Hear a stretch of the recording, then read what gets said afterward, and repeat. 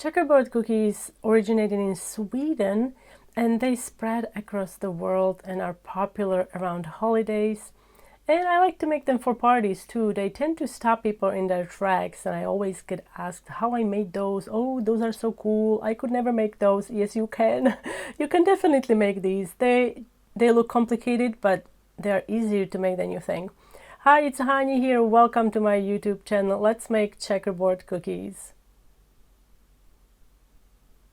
I'm gonna start by blooming cocoa powder in boiling water. This is going to intensify the flavor, and it's also going to make the blending of cocoa into the cookie dough much easier. If you don't want to use boiling water, you can also use coffee. That would be lovely. I'm going to whisk it until I have a thick paste formed, and then we're gonna let it cool. It's paramount that you cover this with food wrap and let it cool until it comes to room temperature. I'm going to use the reverse creaming method to make the cookie dough. What that means that I'm gonna combine all-purpose flour, powdered sugar and salt in a bowl, and I'm going to add butter, and we're going to beat everything together until we have a sand-like texture formed. What reverse creaming method does, it helps inhibit the gluten development, thus making the baked cookie super tender. And also it helps to bake the cookies with a flat top. So once we have the dry ingredients combined, we can add unsalted butter at room temperature. And I'm going to beat this at medium speed until we have that sand texture. If you're using a stand mixer, use a wire attachment for this step. It's actually much faster with a stand mixer, so I highly recommend it. You can see the texture is changing now. It's ready for the wet ingredient. And we're going to use 1 whole egg, 1 egg yolk, and vanilla extract. Whisk it together, and we're going to add it to our dry ingredients. If you're using a stand mixer, now is the time to switch from wire attachment to a paddle attachment. You'll see in a few short moments, the dough is going to start coming together and you'll see chunks of dough forming. We're going to divide this dough in 2 pieces. One is going to be uncolored and the other one is going to be chocolate. We're going to add that bloom cocoa powder that we made earlier. So to make sure that I divide it evenly, I'm going to weigh the dough.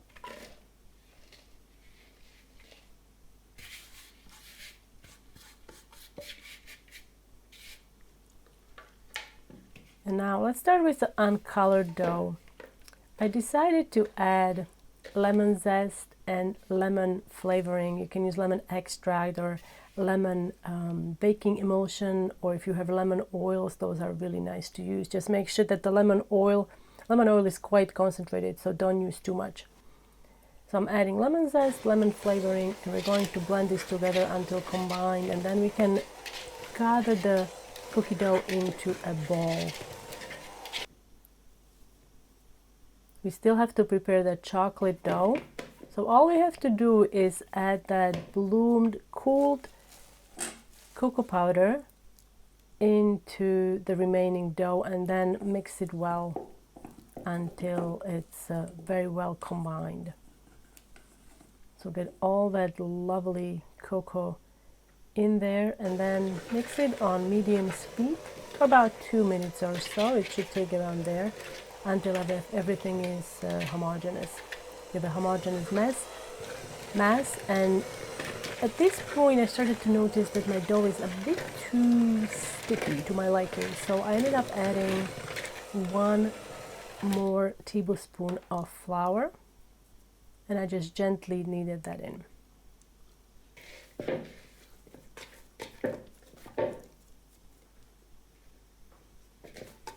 We're going to roll both of these into 10 by 8 inch rectangles, about 1/4 inch thick.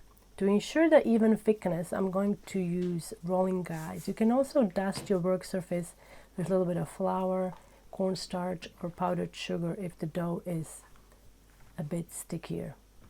But don't use excessive amounts, just a little bit. You can see the red sticks on each side. Those are the rolling guides, 1/4 inch thick. And I'm using a ruler and a kitchen scraper, bench scraper, to help me trim the pieces of dough and make sure that I make that nice rectangle. What is super important when making the checkerboard cookies is a good recipe that doesn't spread too much. Also, chilling is really paramount. You want to work with chilled cookie dough when you are cutting the dough.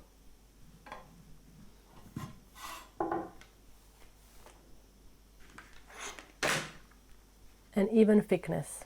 So make sure that you use some sort of a rolling guide on each side to help you roll the dough evenly. I'm going to cover it and we're going to stick this into the fridge while I'm working on the chocolate dough. It's basically the same thing. But before we do the chocolate dough, make sure that you clean the silicone mat if you're using the same silicone mat to prevent uncolored dough transferring onto the chocolate dough. So this is slightly sped up. I don't work this fast, although some people would argue that I work very fast. Yes, I do work fast, but not this fast. I'm not a Wonder Woman. All right, so once we roll the dough, cover it again, and I'm going to put it on top of my vanilla dough, or lemon dough in this case, uncolored dough, and we're gonna chill it. Chill it for at least 1 hour. If you can chill it for longer, make sure that the dough is nicely chilled. It's going to make the process much, much easier, I promise. Now for the glue, I'm going to use that leftover egg white we have. You know, we used 2 eggs. We used 1 whole egg and 1 egg yolk, and we have 1 egg white left over. So we can use it as a glue. You can also use water, or some people even use jam for the glue. So now I'm gonna place the chocolate sheet on the top, chocolate dough on the top, press it gently so it sticks. And we're going to divide this piece of dough in half. So I'm going to figure out where the half is. I'm gonna just cut it in half, and then we're gonna stack those two. So we'll have 4 layers of dough, alternating colors.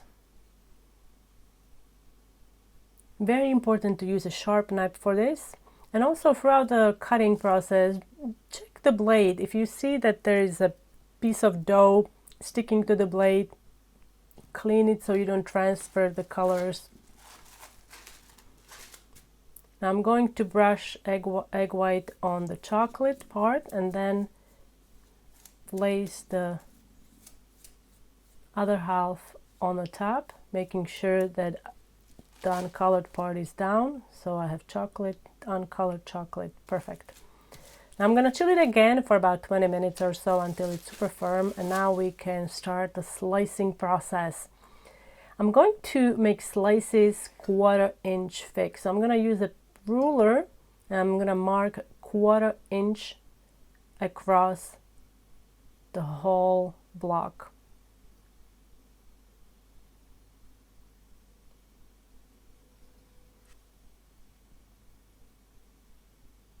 Now let's cut the first slice.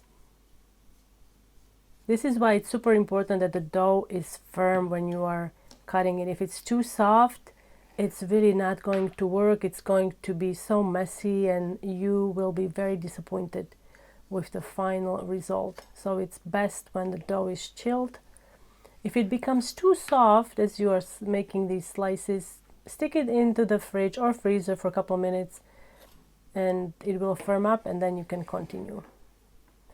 This recipe makes 4 long logs, and there's some leftover. I'll show you how to use that. Now first we're going to assemble our first log. So what I'm doing here, I'm brushing egg wash on each slice and I'm layering the slices, alternating the sides. So now I have white and chocolate on the side, making sure that the colors are alternating throughout.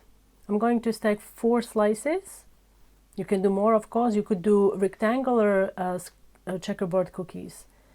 You can do so many things, but I'm gonna keep it simple with a square. So I have 4 slices, and we have to repeat this with the rest of the dough. So I'm gonna have 4 long logs, and then once you come to the end of the dough, that last piece is usually not too pretty, but I don't want to waste it. We can still use it, so I'll show you how to use it. We have 2 strips, we need 4, so all we have to do is to cut it in half, and we'll create that small log. So again, brush it with egg white, and you can stack it, layer it correctly, alternating the colors. If the strips become too soft, again, stick them into the fridge. Now these can be sliced as they are. You will make a lot of cookies, but I wanted to make a large block, so I'm going to actually form the block from 4 smaller blocks. So I'm gonna chill this. You can also freeze it like this for later if you're planning for holidays. That's a great idea. And now to create the block, of course I had to check if it's checkerboard pattern in there. And it is, so we can continue. And we're going to brush that egg white on each of these blocks, and then glue them together. Again, reminder, I keep reminding you, but it's an honest, it can be a really honest mistake aligning these incorrectly, but then it will be very cool, I think, even though if you align it incorrectly, it just you won't have a checkerboard pattern if you align 2 white strips with, you know, if they're aligning. So you want to make sure you align chocolate and vanilla, or chocolate and uncolored dough. And in this case we're making lemon, because I added lemon zest. I'm trimming the side a little bit because I wanted to make sure that it's even, and now I'm gonna stick it into the fridge again, maybe 5 minutes or so. And now we can go. Here we go, checkerboard cookies. These I'm going to bake in the preheated oven at 350 degrees of Fahrenheit or 180 degrees of Celsius for about 9 to 10 minutes until they are puffy in the middle. If you like to bake the cookies with golden edges, then I suggest baking these for 12 minutes or so. I'm gonna bake these on perforated mat. You can also use parchment. I really like using perforated mat because it promotes even heat distribution and the cookies don't spread as much. And here is that tiny little block we made. Those are so adorable. Once these are baked, let them cool on a baking sheet for a couple minutes, and then you can transfer them onto a cooling rack.